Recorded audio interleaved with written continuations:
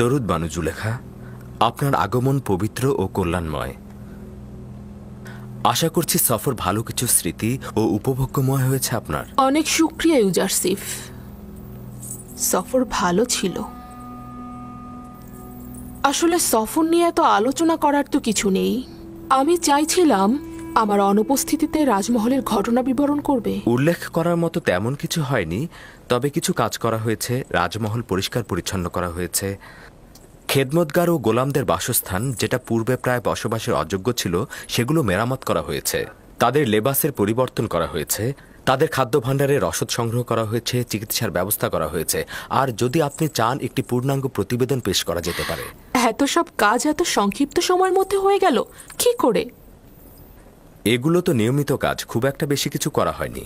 তোমার এই দক্ষ তত্ত্বাবধান সত্যি অনেক প্রশংসনীয়।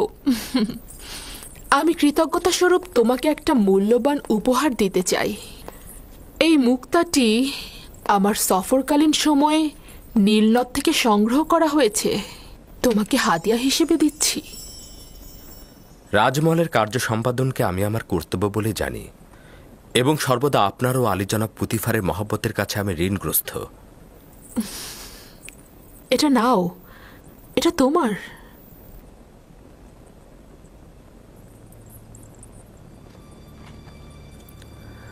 শুক্রিয়া আমার বানু।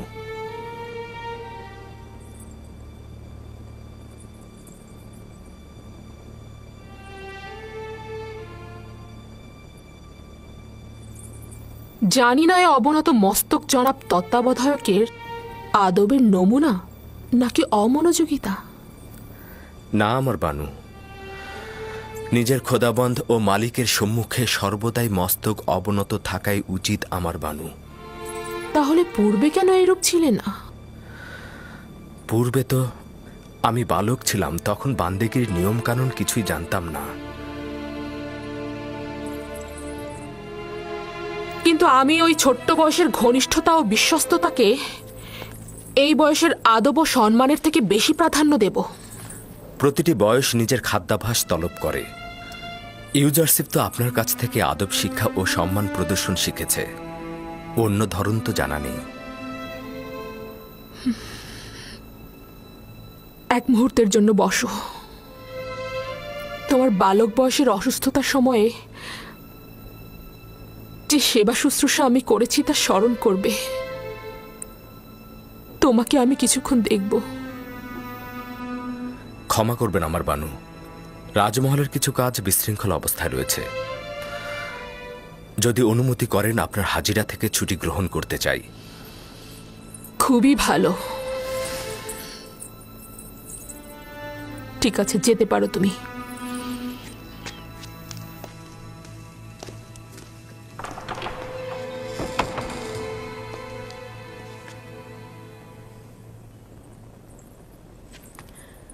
বুঝতে পারলাম না, তার কি আসলেই রাজদরবারে কাজ আছে, নাকি সে কোনো অজুহাত দেখালো? দেখলেন দেখলেন তো কি মিষ্টভাষী, প্রতারক এবং চতুর। তার অমনোযোগিতা এবং দাম্ভিকতাকে কি সুন্দর বিনয়ের সাথে প্রকাশ করছে।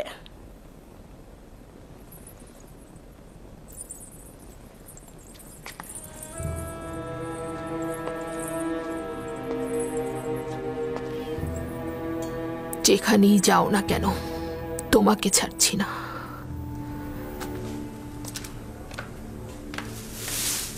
মেনিসাবু,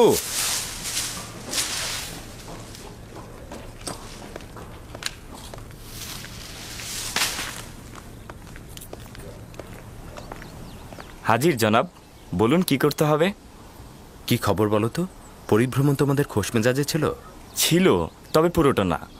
যতক্ষণ বানু জুলেখা হাসছিল, কথা বলছিল, ততক্ষণ মন্দ ছিল না।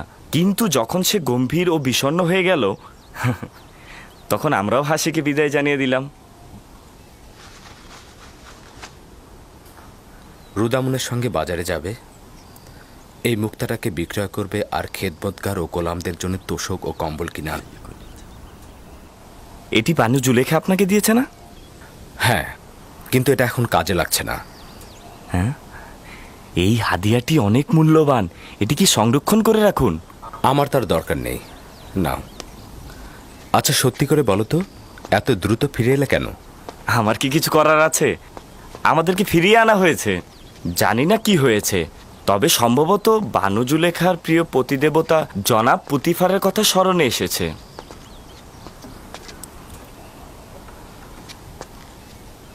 পরিস্থিতির দিকে দৃষ্টি রেখো, বিশেষত কারিম আমার দিকে নজর রাখবে।